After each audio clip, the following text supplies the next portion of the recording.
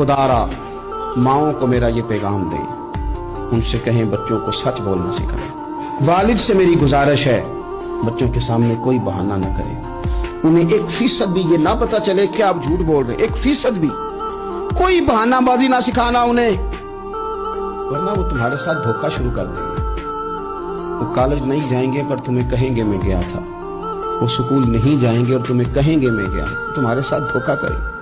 वो तुम्हारी दौलत गलत जगह इस्तेमाल करेंगे। उनके सामने कोई झूठ ना बोलना, कोई बहाना ना करना, वरना तुम्हें पता ही नहीं चलेगा माहौल कितना खराब हो गया। अदम एतमाद घरों में खानदानों में आएगा, तबाही उतर जाएगी। खबरदार बच्चों के सामने कभी भी उन्हें सच की आदत डाले।